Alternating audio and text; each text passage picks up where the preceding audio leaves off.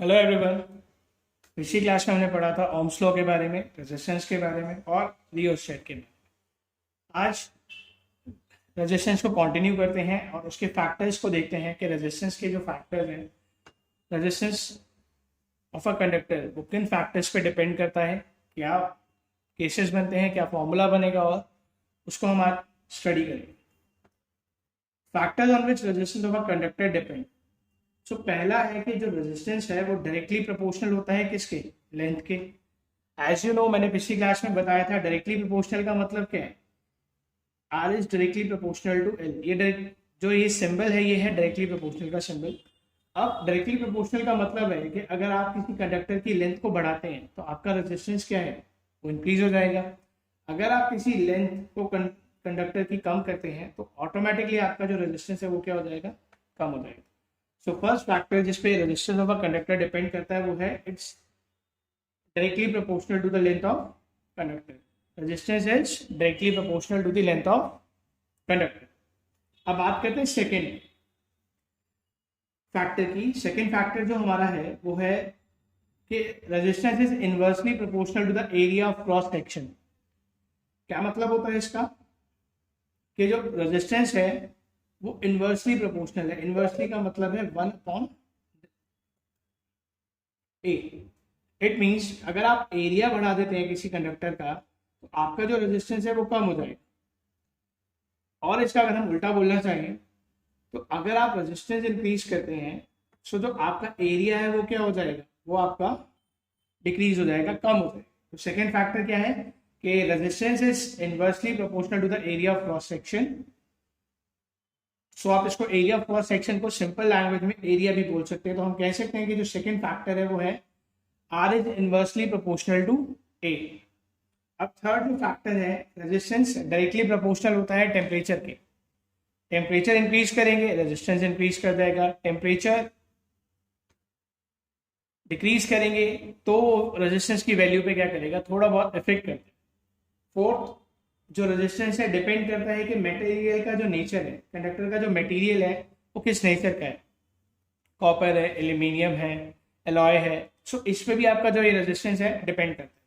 अब हम इसको फॉर्मूलाज की फॉर्म में देखते हैं।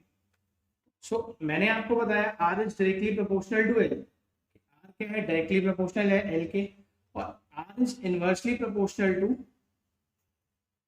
एरिया। अब अगर मैं इनको चाहूं तो मैं साथ लिख सकता हूं, R is inversely proportional to, sorry, R is directly proportional to L और inversely proportional to area. So हम इसको इस तरीके से भी लिख सकते हैं। अब इस साइन को हटाने के लिए मैं एक साइन यूज करता हूं, जिसे बोलते हैं रो। तो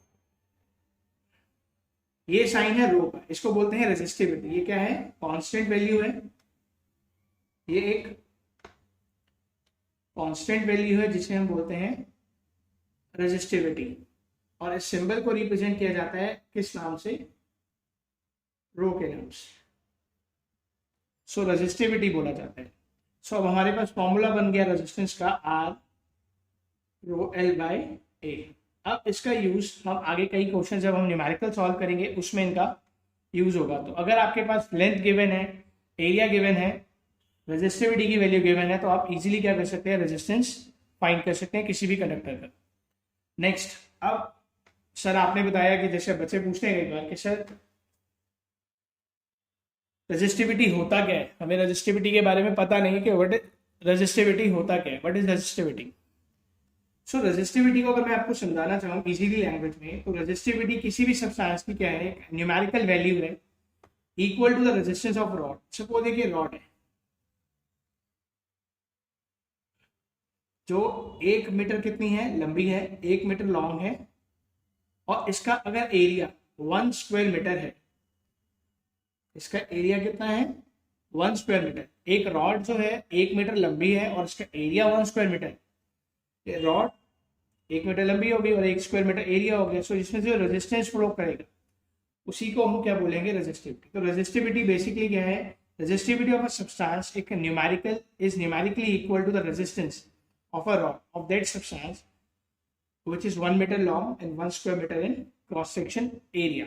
सो क्या हुआ रेजिस्टिविटी का मतलब कि वो वैल्यू किसी भी सब्सटेंस की जो 1 मीटर लंबा है और उसका एरिया 1 स्क्वायर मीटर है, तो जो रेजिस्टेंस उसमें फ्लो कर रहा है उसी को हम क्या बोलते हैं, न्यूमेरिकल वैल्यू है किसकी, वो रेजिस्टिविटी की।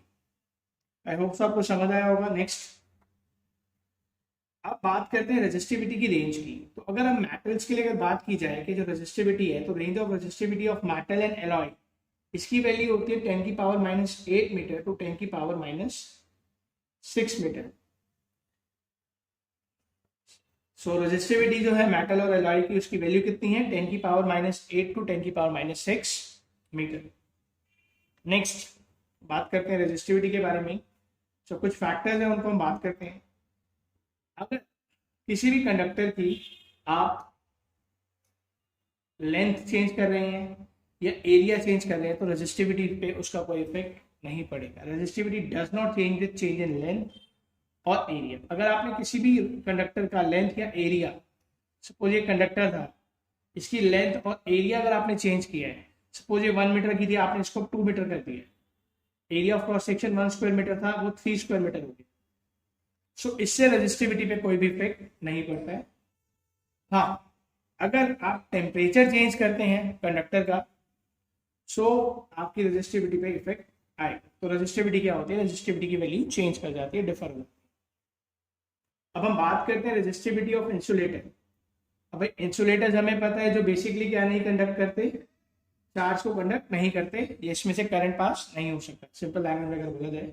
तो रेजिस्टिविटी की अगर हम बात करते हैं इसकी रेंज की, तो इसकी रेंज होती है 10 की पावर 12 10 की पावर 17 ओम मीटर। हाँ, एसआई यूनिट ऑफ रेजिस्टिविटी की अगर बात की जाए, एसआई यूनिट ऑफ रेजिस्टिविटी भी क्या होती है, ohm metre. SI unit of resistivity is ohm metre. Next, alloys जो होते हैं इनकी रेजिस्टिविटी जनरली हायर होती है। इनकी वैल्यू अदर कॉन्स्टिट्यूएंट मेटल के कंपैरिजन में जो एलॉय है, इनकी वैल्यू जो इनकी रेजिस्टिविटी की वैल्यू जो है वो ज्यादा होती है। So resistivity of alloy generally higher than of its constituent metal. दूसरे मेटल के कंपैरिजन में एलॉय की जो रेजिस्टिविटी है वो ज्यादा होती है। अब देखिए, alloy does not oxidise, it means जल्दी से वो बर्न नहीं होता, जलता नहीं है एट हाई टेम्परेचर। अगर टेम्परेचर ज्यादा हाई है तो एलॉय क्या नहीं करता है, does not oxidise readily, means easily. इसीलिए इनको हम यूज करते हैं किसमें, इलेक्ट्रिकल हीटिंग डिवाइसेस में। लाइक आपका इलेक्ट्रिक हीटर हो गया, अब वो हाई टेम्परेचर पे भी क्या नहीं होता है, जलता नहीं है, बर्न नहीं होता, इसलिए हम एलॉय का यूज किया जाता है इलेक्ट्रिकल हीटिंग डिवाइसेस के। अब बात करते हैं नेक्स्ट कॉपर एंड एल्यूमिनियम की। सो कॉपर एंड एल्यूमिनियम को हम यूज करते हैं for electrical transmission as they have low resistivity. मैंने आपको बताया था पिछली क्लास में ओमिक कंडक्टर के बारे में। तो ओमिक कंडक्टर क्या होते हैं, जो बेसिकली ओबे करते हैं ओम्स लॉ को। उसमें मैंने एग्जांपल दिया था कॉपर एंड एल्यूमिनियम का। क्यों, क्योंकि ये बेसिकली क्या होती है, इनकी जो रेजिस्टिविटी की वैल्यू होती है कम होती है, इसलिए इनको हम किस में यूज करते हैं, इलेक्ट्रिकल ट्रांसमिशन लाइन्स के अंदर इनका यूज किया जाता है। आई होप आपको समझ आया होगा। अगर आपको समझ आया है तो please like, subscribe and share my channel. Thank you.